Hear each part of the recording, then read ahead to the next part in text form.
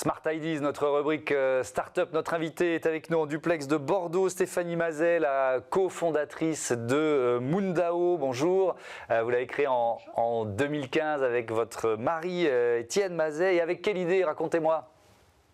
Écoutez, l'idée c'était de développer et de commercialiser la première couche bébé compostable industriellement, avec l'idée de faire de la couche bébé non plus un déchet mais une ressource, et de pouvoir valoriser ce déchet qui est plein de matière organique et qui aujourd'hui est enfoui ou incinéré. Donc l'idée c'est de le sortir des ordures ménagères pour aller faire du compost ou du biogaz via le compostage industriel ou la méthanisation. Bon, alors il y a l'idée et puis ensuite il y a la réalisation. Combien d'années de recherche et développement, vous en êtes où?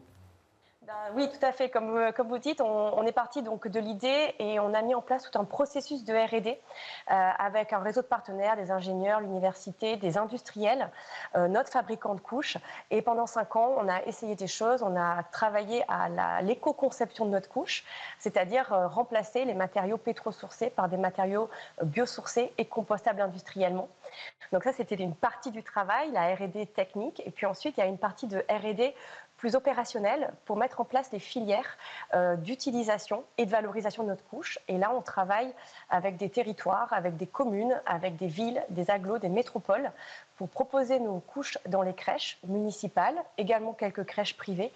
Et on construit toute la filière de valorisation qui va permettre de trier la couche, de la collecter et ensuite de l'amener sur les plateformes de compostage industriel pour faire aujourd'hui le compost qui est produit et qui retourne au sol. Je voudrais qu'on comprenne l'enjeu principal. Ça représente quoi cette montagne de déchets? Alors vous essayez de faire en sorte, on l'a bien compris, que ce ne soit plus des déchets, mais cette montagne de déchets, des couches jetables. Alors les couches bébés, c'est à peu près 6% des ordures ménagères, c'est-à-dire 500 000 tonnes de déchets par an en France. 500 000 tonnes. Ça appartient à la catégorie des textiles sanitaires à usage unique, donc des produits d'hygiène jetables, tout plastique. Et aujourd'hui, ces déchets sont enfouis ou incinérés. Donc, il faut savoir également que c'est la catégorie de déchets qui augmente le plus aujourd'hui. On a des solutions pour les biodéchets, on a des solutions pour le recyclage des plastiques, des cartons, etc. Mais les textiles sanitaires à usage unique aujourd'hui n'ont pas de solution de valorisation. Donc sortir les couches bébés, ça permet de trouver une solution à 6% des déchets. Donc avec un seul produit, l'impact est vraiment significatif. Ouais. Et donc c'est un levier majeur. Et donc cette logique, vous avez commencé à l'expliquer, il faut créer une filière en fait. C'est ce que vous avez dû faire. Parce qu'il n'y avait pas de filière de récupération des couches usagées, quoi.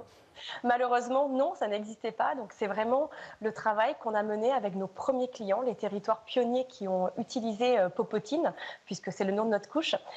Donc, dans les villes de Bordeaux, dans les villes de Lyon, dans les villes de Poitiers, on a travaillé en mettant en place avec les crèches municipales, donc l'utilisation de la couche dans les crèches.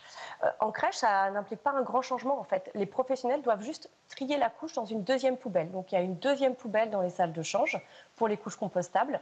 Et ensuite, le collecteur vient récupérer ces poubelles de couches compostables, triées et usagées.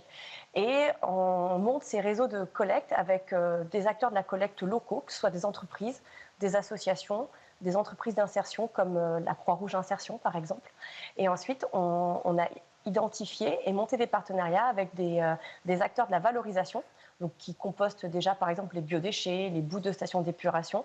Et eux, ils vont mettre en place le processus de compostage pour avoir un compost de qualité qui puisse retourner au sol.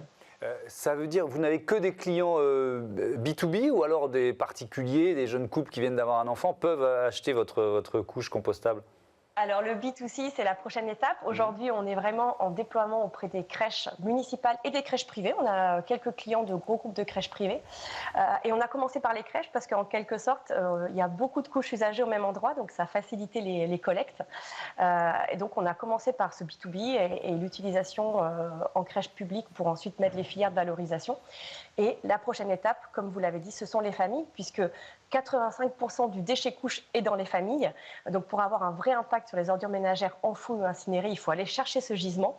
Donc ça, c'est l'étape sur laquelle on est en train de travailler pour proposer les couches aux particuliers et imaginer de la collecte en point d'apport volontaire, comme par exemple cela est en train de se mettre en place avec les biodéchets dans la plupart des villes françaises. Merci. Mais l'impact significatif sera auprès des familles. On l'a bien compris. Merci beaucoup Stéphanie Mazet et bon vent à Moondao. Voilà, c'est la fin de ce Smart Impact. Merci à toutes et à tous de nous suivre et de votre fidélité à Be Smart for Change. Salut.